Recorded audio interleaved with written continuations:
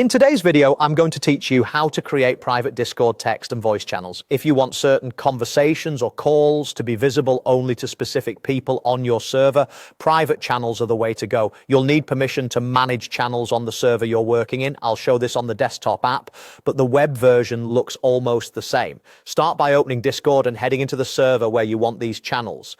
In the left sidebar, look for the text channels section. Click the Create Channel button there to start a new one. When the channel type options appear, choose text. Give your channel a clear, recognizable name so members know its purpose.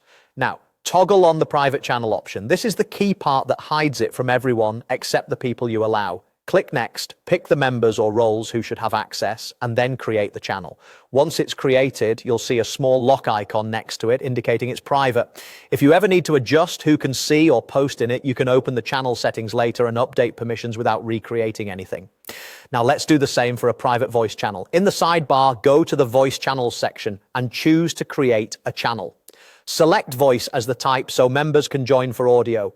Click the channel name field and type the name you'd like to use. For example, you could call it something like Highlight or any descriptive name that fits your needs. Turn on the private channel toggle to restrict access. Click Next, select the members or roles who should be allowed to join the voice room, and continue. If you're prompted with additional setup or suggestions, you can simply click Next and then skip to finish quickly. Your new private voice channel will appear with a lock icon just like the text channel, and only the people you chose will be able to see or join it. A few tips as you go. Choosing roles instead of individual members makes permission management easier over time. Keep channel names short and specific and use emojis sparingly if that helps with clarity. If someone can't see the channel, double check that they're included in the allowed list. And remember that higher priority role permissions can override what you expect. That's it. You've created both private text and voice channels ready for focused chats and calls with just the right people.